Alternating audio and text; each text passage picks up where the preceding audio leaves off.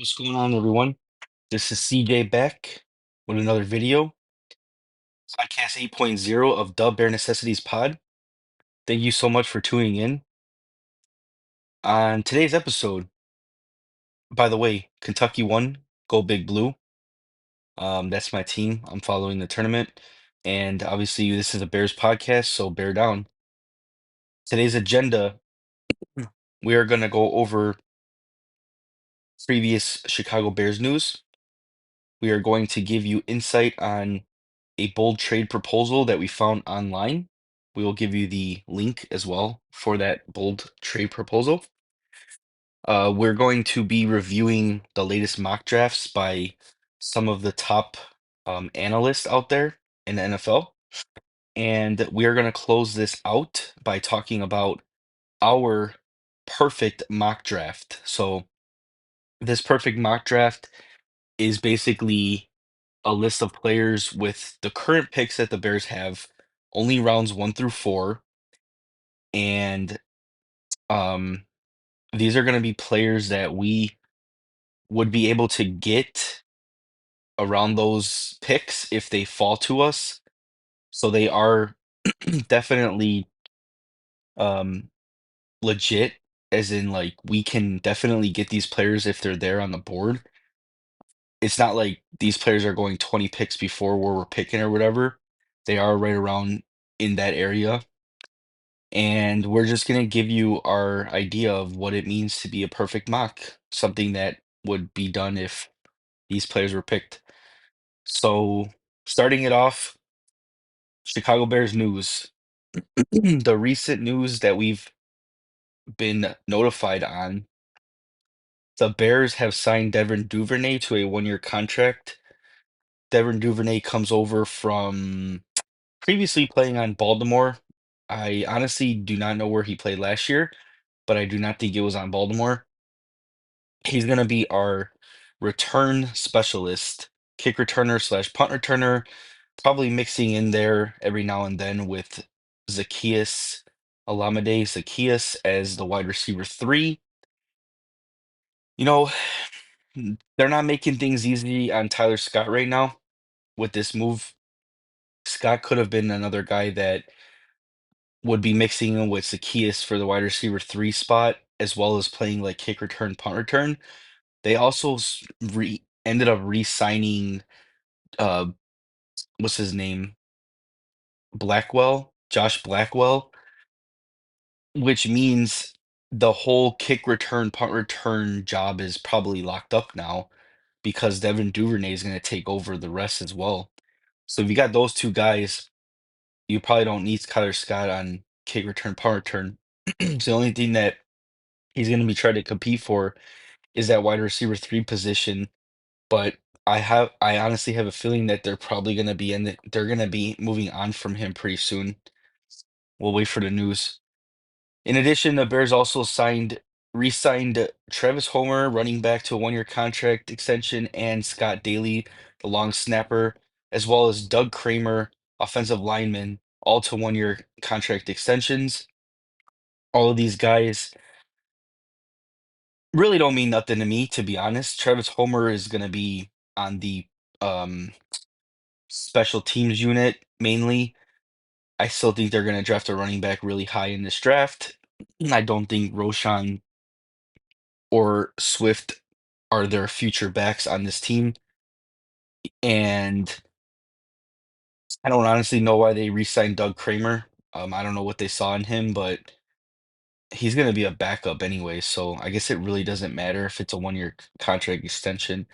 They need depth behind these newly acquired pieces on the O line.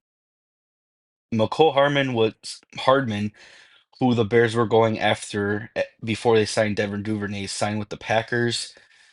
And Tevin Jenkins signed with the Browns. I don't know what their actual deals were.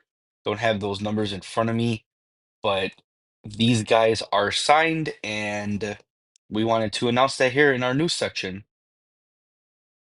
Okay, moving on to the next piece of information here. This goes along with the Chicago Bears news that's out there. Currently, the Bears have 3 top 30 visits scheduled. They are interested in meeting with Will Campbell, LSU tackle.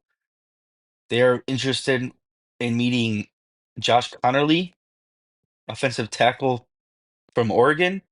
And the third guy that they're interested in doing a top 30 visit with is running back Boise State Ashton Genty. Genty and Campbell are guys that the Bears could end up picking at the 10 slot. Um, I don't think you're able to move down from 10 in any scenario and get these two guys. Josh Connerly, though, it's interesting that they're doing a top 30 visit with them because most of the time, top 30 visits generally mean that you're gonna draft this guy in the first round. From my personal experience and like, you know, from what I think. Don't quote me on that. It's not 100% accurate, I don't think, but that's just what I take from it. So you can see a scenario where the Bears move down in the first round, pick up some extra draft capital, and then take Josh Connerly with that pick later on in the first round. It's definitely a doable scenario. It's something that I wouldn't mind happening. But definitely keep these three guys in mind because we are going to be talking a little bit more about them later on in this podcast. All right, more news. The Bears announced on their social media page that they are they announced the players' jersey numbers. So Zacchaeus Alameda is number 14, Grady Jarrett, who they signed from the Falcons, number 50, Drew Dahlman, big boy in the center, 52, which is Khalil Mack's old number. Um, Oda Oda Dingbo, number 55, the edge rusher from the Colts. Joe Thuney from the Kansas City Chiefs that they traded for, number 62. Jonah Jackson traded the Rams for him on the O-line, number 73, and Durham Smythe signed him from the Dolphins, number 81. Now, we did announce, if we go back here, Devin Duvernay signed a one-year contract extension or one-year deal. They did not announce his number as of right now. At least I didn't see it. So if you do see that his number was announced, go ahead and drop it here in the comments below. Um, Otherwise, it's something I'll probably post later on once I find out what his number will be. Okay, next topic here. We want to talk about the Steelers are making a bold trade with the Bears in this article that was posted by Bryce Lansby, and this is on sportingnews.com. Um, we're just going to click into this to go to this article, and we're going to just give some more details on this. So, in this scenario, this is saying that the Pittsburgh Steelers don't go after Aaron Rodgers. Okay. All things point to them not signing um, Russell Wilson. I don't know why they would sign Russell Wilson. I mean, it didn't seem like he worked out there last year. I think they wanted Justin Fields, but he went to the Jets instead. So they ended up, they would have been settling for second base basically, and like I don't think Russ is gonna go back there. So it seems like they're going after Aaron Rodgers, but in the case that they don't land Aaron Rodgers, perhaps they make a trade with the Bears and move up to the 10 spot. In this scenario, he has the Steelers trading 21 overall, 83, and a 2026 second round to the Bears for their 10th pick, and they move up to take Shador Sanders. And it just goes on to say that the Steelers will part with some valuable draft capital, but if Sanders turned into a franchise quarterback, it would be a worthwhile move. In 2024, Sanders threw for 4,134 yards with 37 touchdowns and 10 receptions. The quarterback led all FBS passers with a 74% completion rate and led the Big 12 in yards, touchdowns, and passer rating. While there's still no denying that Sanders' impressive college career, there's still concerns about how the passer will translate to the NFL. He takes too many hits when you should throw the ball away, and his decision making can lead to major turnovers in the NFL.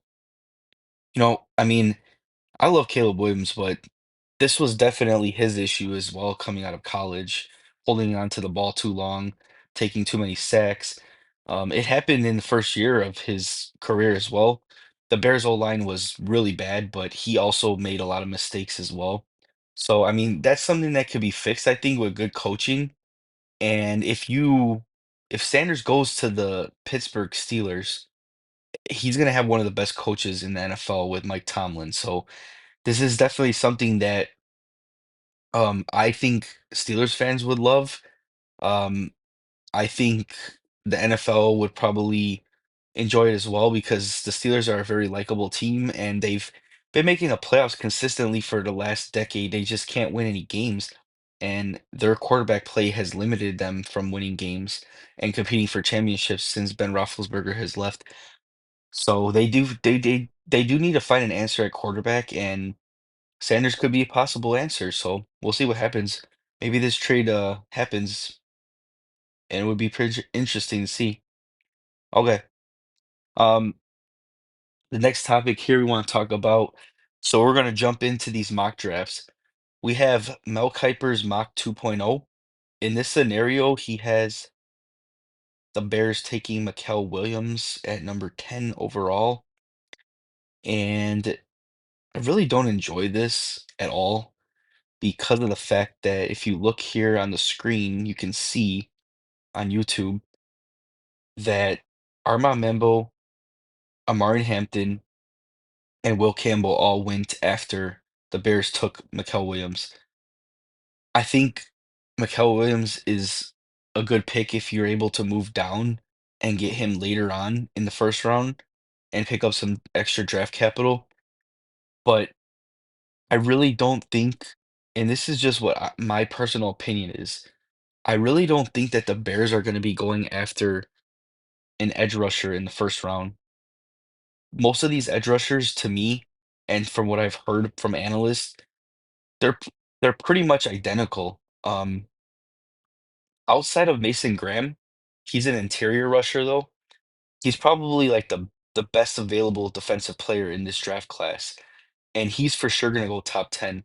If Mason Graham was to fall to the Bears at 10, you run that uh you run that sticker or whatever you want to call it card. You run that card up to the commissioner and just be like, "Hey, I can't wait for this anymore. Just I'm turning this in right now," because Mason Graham is special.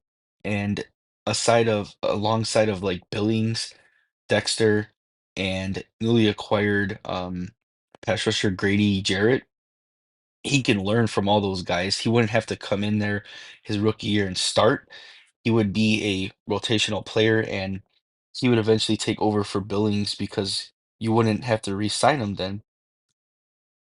But outside of Mason Graham, I don't see any other defensive player that really would be worth drafting in with the 10th spot. Um, I don't know, let alone even a first round. I think that running back and offensive tackle should be the ones considered for the Bears in the first round. And those are exactly who we left off, who they didn't draft with the Bears here. Hampton, Membu went 11 to the Niners. Martin Hampton went 12 to the Cowboys, and Will Campbell went 13 to the Dolphins.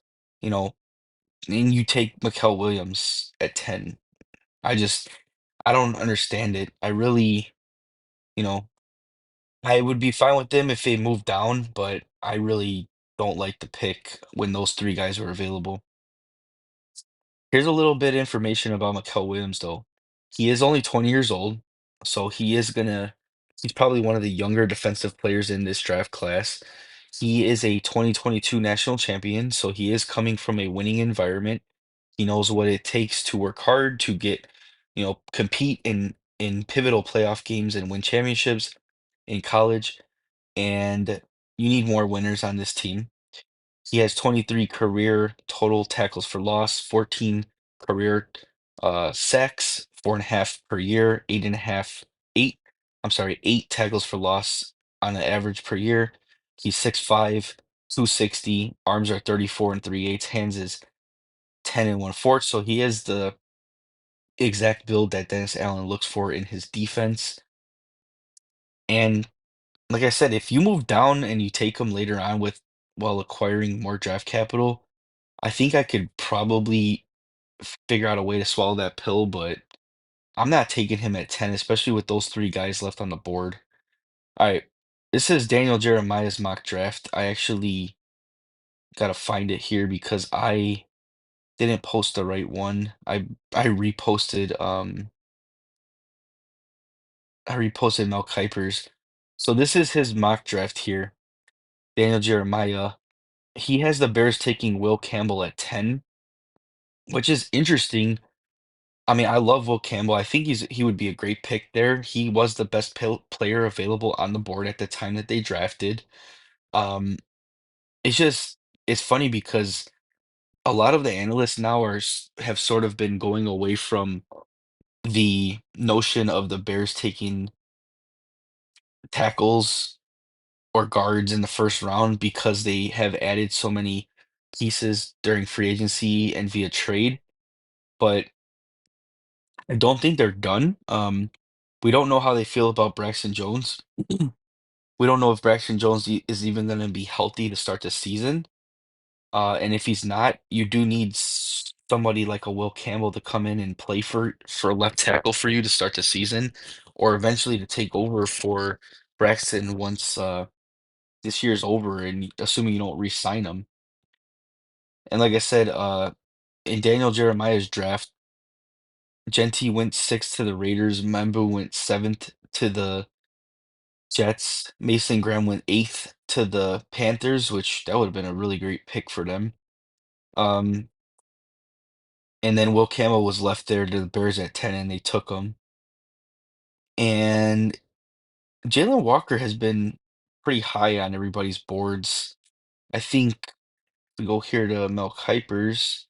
Yep, Jalen Walker went eighth to the Panthers in his mock, and he ended up going number 5 to the Jaguars and Daniel Jeremiah's. So that's one name to look out for. But again, I wouldn't take him right away, like with the 10th spot. I would want to wait until we were able to trade down and grab him there. So here's a little bit more information about Will Campbell. And again, Will Campbell is one of the names that the Bears have scheduled a top 30 visit with. So if Campbell is available at 10, I do think that the Bears will take him. Regardless of his measurements, I think Campbell can definitely be a good left tackle where he's played his whole collegiate career. Protected guys like Jaden Daniels from 2022 to 2023, only allowed a total of 4 sacks in 3 years at LSU, and only allowed 13 total hits and 32 total hurries in those 3 years. He's only 21 years old. He's 6'6", listed at 323 pounds with an arm size of 32 and 5/8 and a hand of 9 and 1/2. He did run a pretty fast 40, just under 5, which was like 4.98 or something like that. He's a very tall um guy with great handwork and great footwork. And I know his measurements for his arms and his hands don't probably add up to what Poles has drafted in the past, but I do think Campbell can be a great left tackle in the NFL, and also with the possibility of moving inside to a guard position. So he has the versatility to do that. It's something that you should look for in your team always, and I'd be completely thrilled if the Bears were able to get him. So here's Campbell's RAS score that I found. He ranked 17th out of 1,279 offensive tackles from 1987 through 2025. Um, like I said, his 40-yard dash was elite. His 20-yard split was elite. His 10-yard split was elite. His vertical and his broad jump were both elite.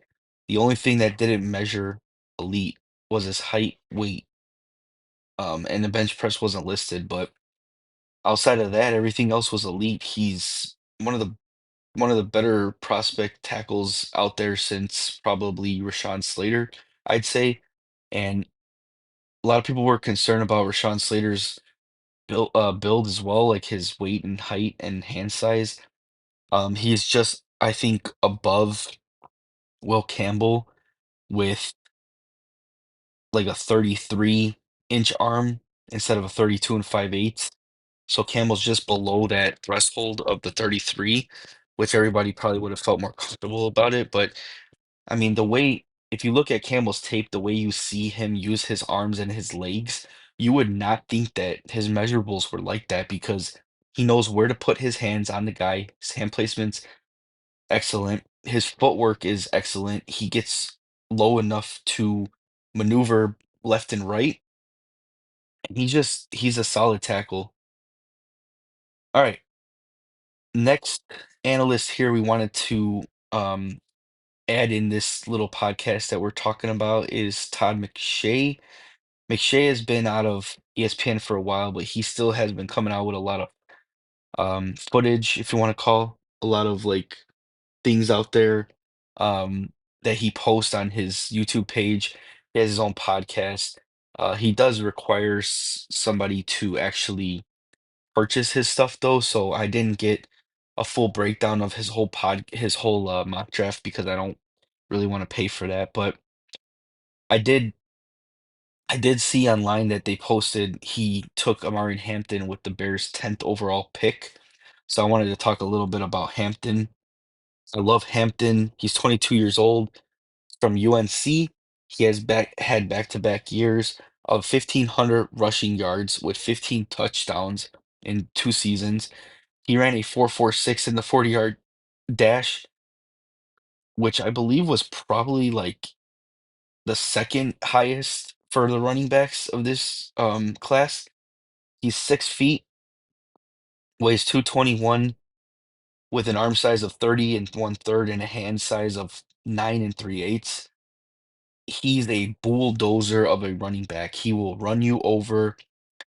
He takes no prisoners when he's doing it. He's elite in, I think, in the open field. He's definitely a tackle breaker too, and he can honestly catch the ball when you need him to as well. Now, they didn't throw the ball to him a lot this year or the previous year, but anytime they did get the ball into his hands, like on a screen pass or whatever, he was able to get positive yardage out of those passes. And honestly, like with Swift on the roster, you don't need him to be your pass catching back anyways, because that's going to be Swift's job. He's going to be the one to get the ball in space and do his thing with it, catch the ball on screens and whatnot. Hampton's going to be your in between the tackle running back, just like David Montgomery was used in and Gibbs were used in Detroit. It's going to be Hampton and Swift. So I think, and the same thing applies with Ashton Genty. If they end up taking him instead of Hampton in the first round, he's going to be like your David Montgomery, and Swift's going to be sort of like your Gibbs. Obviously, not as dynamic as Gibbs, but that's kind of how they would work, in my opinion. So I do love this pick, and I honestly don't mind if the Bears took him, Martin Hampton at 10. I would love to see them be able to move down, acquire some more draft capital, and then take him. But I really wouldn't mind at all if they were able to get him at 10. I think it would be a great pick. So here's a little bit about Hampton's RAS score. He scored a 9.78, and this ranked 43 out of 1,909 running backs from 1987 through 2025. You can see here, if you're looking on YouTube, the only thing that he didn't, so he had great composite speed grade, a great size grade, and a great explosive grade, elite explosive grade. And I guess the shuttle was the only thing that he really didn't score well on. But this is based off of a scale of 0 to 10. So he was very close to being perfect. And No guy, no prospect is ever perfect on these RAS scores, but Hampton and Campbell in their respective positions came very close.